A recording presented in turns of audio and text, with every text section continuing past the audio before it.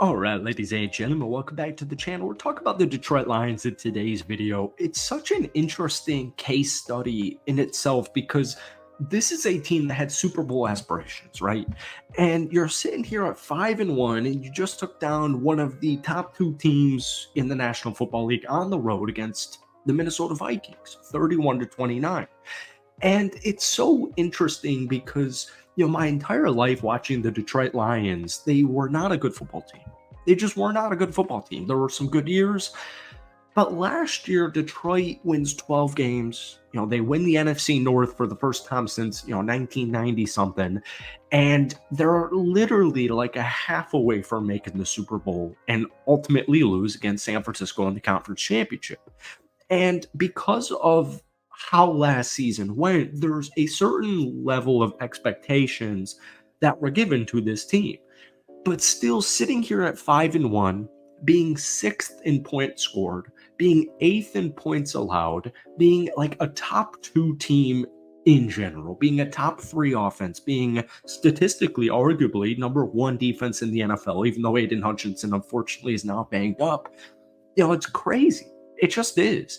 And when you have certain level expectations, you take down a team like Minnesota that was 5-0 at that point in time and was taking down, my Green Bay Packers, the New York Jets, the Houston Texans, the San Francisco 49ers. That win somehow is being negated or just kind of watered down because people are thinking, oh, well, it's the Minnesota Vikings. It's crazy that they were even 5-0 to start. But if you're a Lions fan or if you're like a, hardcore NFL fan, you realize like, oh, wow, Minnesota's defense is incredible. They also have just an incredible team. Sam Darnold's having a phenomenal season. He's a really good, solid quarterback. There's still not many flowers being given to Detroit, but at that same time, people know Detroit's a good team. So we're going to talk about a couple of things in today's video, but before we do, if you guys enjoy, hit that like button, hit that sub button for daily NFL content. We post a ton of Lions videos on this channel every single week. I will pin my Lions YouTube channel down below in the comments. Go give that a subscribe. But since week 4, guys, this Detroit Lions team is really separating themselves, all right? Top two marks in overall team grade on both sides of the ball. 83.6 on offense, 82.8 defensively per PFF. Detroit's currently averaging 40 points per game since week 4, all right? I know it's not the longest sample size, but after the slower offensive start to the season, you're averaging 40 points since week 4. Jared Goff has thrown 7 touchdowns, no interceptions in his last 3 games. He's currently leading the NFL in passer rating at 111.5. However, Detroit technically does have the 6th toughest remaining schedule. There is I think it's a home matchup against San Francisco littered in the middle of it.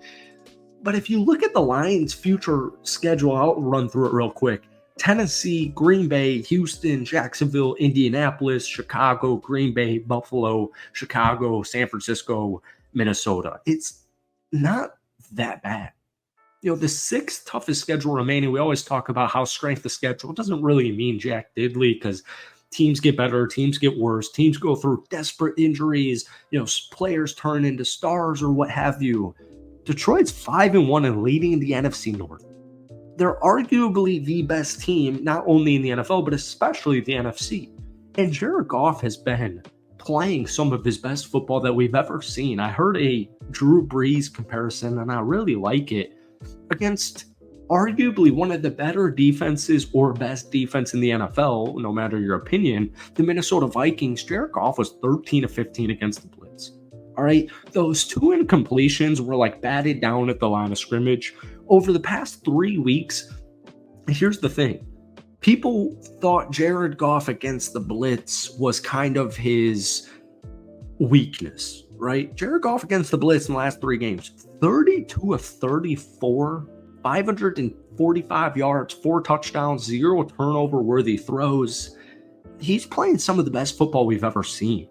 Like, he truly is. And then I've also got Amon-Ra St. Brown. I got Sam Laporta still getting healthier and healthier as the weeks go by. I have Jahmyr Gibbs. I've got David Montgomery. I have, by far, in my opinion, the best offensive line in the National Football League. But the big question still remains about the defense. And even before Hayden Hutchinson got injured, people were, I wouldn't say concerned, but hesitant to believe that this Detroit defense can be, like a top 10 unit. We'll talk about a couple of players in a minute or so. But without Aiden Hutchinson on Sunday against Minnesota, the Lions looked pretty average on the defensive line. It was the 5th worst grade of the week. They earned the lowest grade that they have earned per PFF in a single game this entire season. And unfortunately, you're down 3 defensive starters in Aiden Hutchinson, Marcus Davenport, and Derek Barnes. And it's only week 8 right now. They generated 4 total sacks against Minnesota, but 3 of them were with linebackers. So it wasn't great.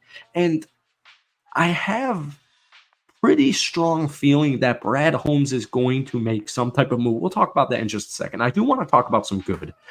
First off, Aleem McNeill.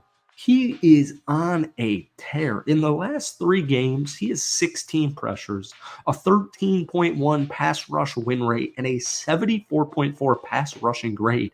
Brian Branch emerging as not only one of the better safeties in the NFL, but one of the better defensive players in the NFL.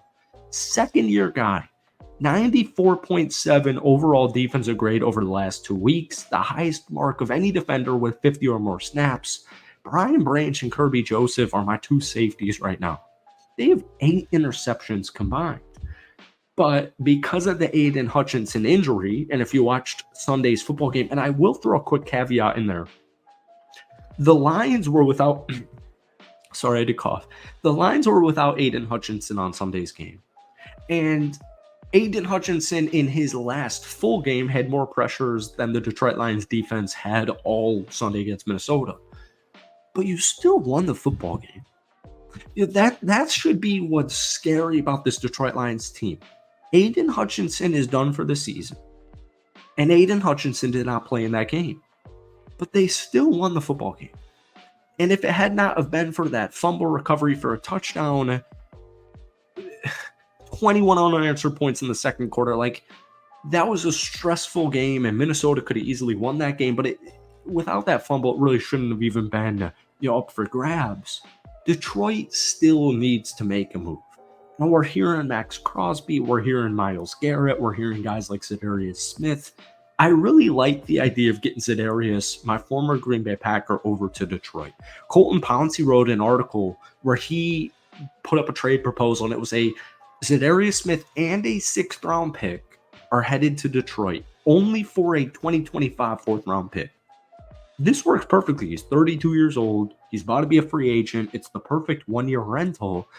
But at the same time, I wouldn't be surprised if Brad Holmes made a baller big-time move and went for a dude like Myles Garrett, went for a dude like Max Crosby. In fact, I think they should do that as opposed to giving a 1-year rental to a guy like Za'Darius Smith. But I'm curious what you guys have to say. So hit that like button, hit that sub button as always, but give me a comment down below about that edge position. What trade do you want to see, if you even want to see a trade? We'll see you in a couple of days. Thank you for watching. Peace.